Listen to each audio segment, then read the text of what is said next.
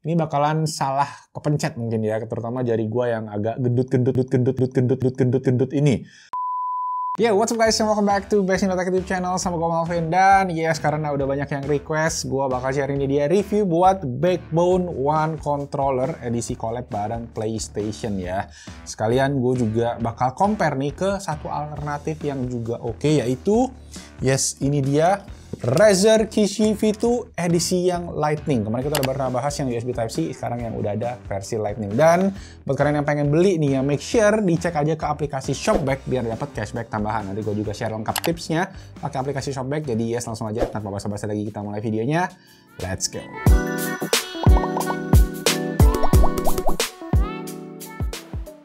Oke, sebelum kita masuk ke pembahasan, mungkin gue pengen share sedikit dulu aja kondisi saat ini buat gaming menggunakan gamepad ya di smartphone itu seperti apa. Buat di Android misalnya, kemarin kan kita sempat tes tuh Razer Kishi V2 yang pakai USB Type-C, dan sebenarnya di Android pilihan gamenya itu masih cukup terbatas atau bahkan sedikit banget gitu. Rata-rata support menggunakan controller itu tuh cuma ada buat controller PS sama Xbox, dan itu via Bluetooth ya. Jadi kalau via yang nyolok kayak gini itu tuh masih jarang, dan bisa dibilang mostly kalau yang pakai colokan gini tuh kepakainya untuk emulator game-game jadul aja. Which is kita juga nanti bakal bikin video tutorialnya, so stay tuned for that. Nah, kalau dibandingkan dengan yang ada di iOS atau di iPhone misalnya ya, gue ngerasa di iOS sekarang tuh dia lebih lengkap untuk support controllernya. Tumben-tumben kan iOS lebih ngasih fitur gitu dibanding Android. Nah contoh, ini game yang paling familiar aja, Genshin Impact, game yang menghajar HP kentang ya. Ini controller support di iOS itu lebih lengkap, jadi bisa, sedangkan di Android itu nggak bisa pakai controller. Kemudian yang kedua, Apex Legends atau COD Mobile game FPS itu juga ada controller support di Android, tetapi harus via Bluetooth wireless controller ya, nggak bisa pakai gamepad yang Razer kemarin. Dan controller juga wajib tadi, controller PS atau Xbox. Dan sama halnya juga dengan fitur streaming PS Remote misalnya, dimana kalau PS Remote itu kalian harus pakai controller wirelessnya PS kayak DualShock atau DualSense, baru bisa main aplikasi PS Remote gitu streamingnya. Sedangkan di iOS kalian bebas bisa pakai controller apa aja, termasuk si controller Backbone ini. Makanya ini kerasa lebih simple di iOS sekarang untuk main-main game modern, dan di Backbone ini juga bisa banget jadi gadget yang bermanfaat untuk improve gaming experience. So yes, langsung aja kita bahas in terms of design ya. Ini walaupun kontrolernya kolaborasi sama PlayStation, secara layout ini tuh nggak kayak controller PS ya pastinya. Mungkin teman-teman juga pada tahu. Ini tuh lebih kayak controller Xbox dengan analog yang ada di bagian atas ya, di atasnya si di pad ini. Efek kolaborasinya tuh lebih ke warna putihnya aja nih kayak controller PS5, dan tombolnya yaitu si kotak segitiga X bullet. Bener nggak bilangnya gitu? Kalau aslinya sebenarnya Backbone itu ada versi original warna hitam yang mana tombolnya ini pakai ABXY. Nah, di bagian kiri bawah ini ada tombol, dua tombol tambahan, tombol pause atau tombol screenshot, kemudian ada tombol warna orange, ini tombol untuk aplikasi Backbone, sama satu lagi ini tombol buat di pause PS juga kalau nggak salah ya. Dan di bagian bawah lagi nih dia ada dua buah lubang, yang mana yang kanan ini adalah port buat Lightning untuk ngecas, yang satu lagi 3,5 mm. By the way, untuk yang Lightning ini gue juga udah tes dan chargingnya super slow, jadi gue rasa nggak bakal gitu loh kepake sih. Dan overall in terms of build quality menurut gue ini solid banget, oke banget. Mostly memang plastik tapi finishingnya tuh rapih, nggak kelihatan murah sama sekali, dan tombol-tombolnya juga punya klik yang menurut gue pas, nyaman gitu. Shoulder buttonnya juga enak, L1, L2, L1, R2-nya empuk dan nggak terlalu keras. Dan juga jarak antar tombol ini juga enak ya, punya jarak yang pas. Cuma memang analognya aja yang rada kecil, mirip sama analog Joy-Con-nya Nintendo Switch. Nah, bagian tarik-menariknya ini itu punya mekanisme yang pakem, jadi pede aja kita buat narik, dan pas naruh HP-nya di sini tetap berasa aman gitu. Dan buat pasang HP-nya sendiri ini kita agak repot ya, mesti copotin case, jadi wajib. Gue udah coba beberapa case, rata-rata case yang agak tebel sedikit itu pasti nggak bisa.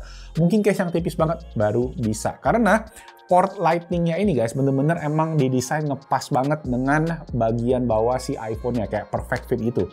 Dan pasangnya kayak gini ya, jadi dari atas baru dicolokin ke bawah. Sama satu lagi ada aksesoris tambahan nih yang karet itu ya. Dia itu kayak buat iPhone 13 Pro sama Pro Max sebenarnya, yang tujuannya adalah mengcover kamera bump yang semakin tinggi ini. Dan di iPhone 14 Pro dan 14 Pro Max ini masih bisa dipakai, cuma jadinya emang ngepas banget dan nyaris bergesekan sama kontrolernya. Tapi so far pas gue pakai sih nggak ada lecet sama sekali, so all good. Oke, sebelum kita lanjut lagi, gue juga pengen share dulu aja yang tadi gue udah bahas, yaitu share tutorial pakai aplikasi Shopback. Yes, pertama, buat kalian yang belum punya aplikasi Shopback, bisa aja langsung download di link paling pertama di kolom deskripsi di bawah. Next, tinggal buka aja aplikasi Shopback-nya. Intinya, Shopback ini tuh kayak pintu gerbang sebelum kalian belanja ke e-commerce. Jadi masuk aja terus pilih e-commerce favorit kalian. Nah, kalau kita ini kemarin belinya ada Backbone sama Razer Kishi-nya di Tokped. Jadi gue klik ke Tokopedia, terus langsung muncul nih keterangan cashback-nya ada berapa. Kalian bisa cek juga berapa cashback yang bakal didapetin, dan kalau udah tinggal klik continue to app, lanjut ke aplikasinya, dan udah masuk ke Tokopedia, belanja aja kayak biasa, gampang banget, tinggal bayar, beres. Saldo cashbacknya nanti akan masuk ke akun Shopback kalian setelah transaksinya terverifikasi. Nah, untuk cashbacknya sendiri ini bisa dicairin jadi pulsa atau jadi uang cash dengan minimum penarikan Rp25.000 dan ditarik ke pulsa, dan Rp50.000 untuk ditarik ke uang cash. Nguntungin banget kan? Langsungnya belanja apapun pasti untung lewat Shopback. Oke, setelah kurang lebih 2 mingguan, 3 minggu gue pakai si Backbone ini, harus gue akuin emang nyaman banget sih main pakai controller gitu. Gripnya enak buat main durasi yang jangka lumayan panjang ya, dan nggak berat-berat banget sih karena ditopang gitu sama kiri kanan ini. Dan ngasih kesan kalau masa depan gaming tuh ya kayak gini guys, dari smartphone aja, streaming semua gitu kan. Dan gue sendiri banyakan pakai Backbone ini buat main PS Remote karena gue lagi suka main ini guys, si God of War. Ya agak telat sih karena yang baru udah mau, tapi gue baru sempat main sekarang. Jadi ya menurut gue sih buat game-game combat RPG yang kayak gini tuh lebih enak, lebih pas ya. Kalau buat game-game yang butuh respon instan kayak FIFA itu kurang, karena PS Remote sendiri kan dia sistemnya streaming ya, jadi ada sedikit delay. Dan sebelum gue pakai si Backbone ini, gue tuh pakainya controller PS DualShock itu ya buat main, dan karena dipakai Bluetooth ada sedikit delay lagi, jadi delaynya double gitu guys. Nah, dengan pakai si Backbone dia lebih improve karena dia langsung nyolok, jadi minimal delaynya. Sedangkan kalau dipakai buat main game-game lain kayak misalnya Genshin Impact, ada COD, ada Apex, itu tuh ada sedikit keluhan, yaitu di game-game mobile tadi mereka itu segitiganya ini tulisannya tuh sebagai ABXY, bukan segitiga kotak X bulat gitu-gitu ya. Jadi butuh sedikit adaptasi aja buat ngerti letak-letak ABXY gitu. Jadi sedikit tips juga buat kalian yang main game FPS adalah jangan pakai analognya ini buat aiming, karena menurut gua agak susah. Langsung di mix aja kayak jempol kita di touchscreen gitu buat aim, sama buat pilih-pilih item gitu. Dan nggak pakai ini, pakai si triggernya aja buat nembak-nembak. Oke, sekarang kita bahas ke aplikasinya Backbone. Jadi kalau kalian pakai ini tinggal ditekan aja, langsung masuk ke aplikasinya yang emang user interface-nya cakep banget, modern, simple, lengkap. Dan ya kalian bisa ngecekin game-game menarik nih yang ada di sini, dan pas nyolok dia juga langsung kasih tahu kita, kayak gue tadi baru main Apex atau gue juga sebelumnya main PS Remote, kita juga bisa langsung jump back ke sesi yang sebelumnya. Terus ada juga rekomendasi game ya berdasarkan genre-genre gitu, dan kalau kalian klik dia tuh kayak ada trailernya gitu guys, jadi kalian bisa lihat gameplaynya seperti apa. Mantep sih. Cuma satu poin yang bikin gue agak kurang serak adalah aplikasi ini tuh nanti berbayar nanti ya. Karena ya setahun pertama kalian beli itu kalian dapat include udah dalam paketnya, tapi tahun berikutnya kalian mesti bayar sekitar $50 kalau nggak salah, jadi sekitar Rp700.000 mungkin ya buat langganan 1 tahun, atau sekitar ya 60 ribuan lah per bulan. Menurut gue ya agak disayangkan aja sih, terutama kontrolernya sendiri ini harganya lumayan mahal ya, sekitar Rp2 juta di Indonesia ini pasti dijual, atau sekitar $99 di websitenya, walaupun itu belum termasuk ongkir, pajak, dan lain-lain. Cuma memang ada promo menarik sih yang kalian dapetin, mulai dari kayak kalian dapet Discord Nitro itu 3 bulan khusus pengguna baru, Xbox Game Pass, dan lain-lain. Kayak tadi gue bilang ya, khusus pengguna baru aja. Gua rasa juga nanti setelah kelar langganan subscribernya ini setahun, gue nggak bakal subscribe lagi sih, karena ya menurut gue nggak worth it aja gitu, aplikasi doang kan. Walaupun aplikasinya bagus.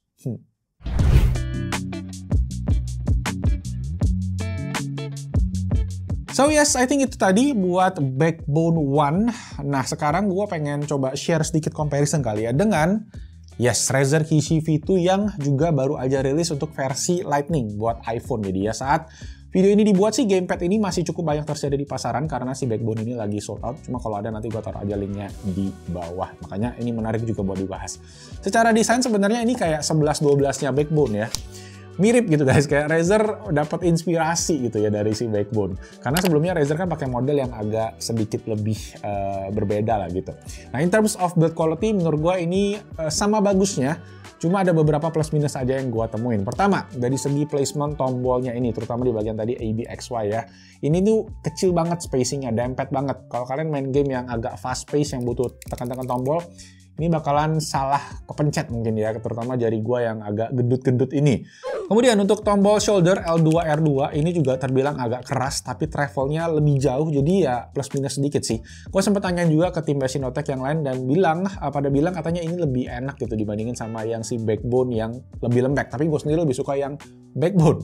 Nah di sini di Kishi juga dia ada tombol L4 R4 di sebelah si L2 R2-nya tadi, yang mana kalian bisa program untuk jadi tombol ekstra gitu. Tapi di programnya ke tombol yang ada di controllernya juga ya, nggak bisa dipakai custom ke layar dan lain-lain gitu.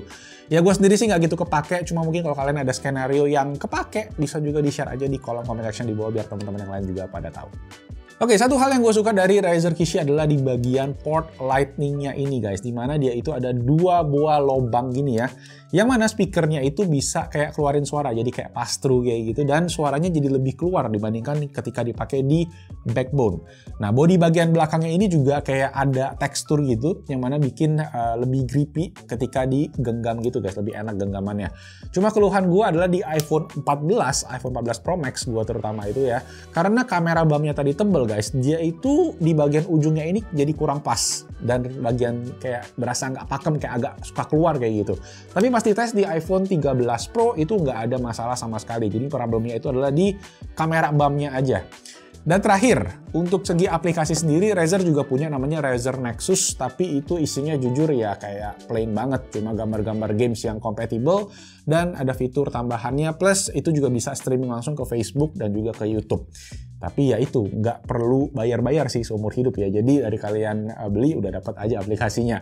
Dan dari segi game sendiri, yang bisa dimainin itu sama persis dengan yang ada di Backbone, cuma memang dari segi aplikasi aja yang kurang. Sama tadi placement tombolnya mungkin bisa jadi pertimbangan, terutama buat kalian yang jarinya gendut-gendut. Buat iPhone 14 Pro Series ini juga kamera BAM-nya agak tinggi, jadi kurang rekomen. Dan terakhir, di Razer Kishi ini juga nggak ada 3,5 mm headphone jack. Dan harganya memang ini lebih murah, sekitar Rp500.000 di 1,6 juta. Ya menurut gua sih ini masih sesuai harganya lah ya, dan stoknya juga ready di pasaran, jadi terbilang cukup menarik, alternatif yang oke.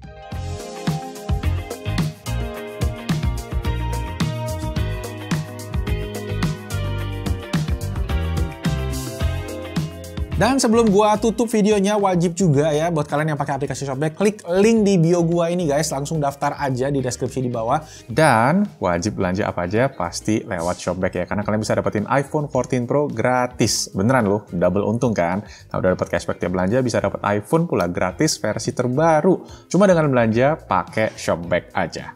So ya langsung saja dicek linknya di bawah, dan itu aja buat video kali ini, semoga bermanfaat. Dan kalau iya, boleh banget bantu dengan klik tombol jempol ke atas, karena gua udah beli 2 controller ini pakai duit sendiri ya. Muahal guys, jadi bantu juga subscribe, hidupin loncengnya, dan kalau kalian ada input, kritik, saran, pertanyaan, tulis aja langsung di kolom comment section di bawah. Itu aja guys, nama gua Malvin, I'll see you guys on my next video. Ciao! Backbone atau Kishi? Kayak gua pilih Backbone sih.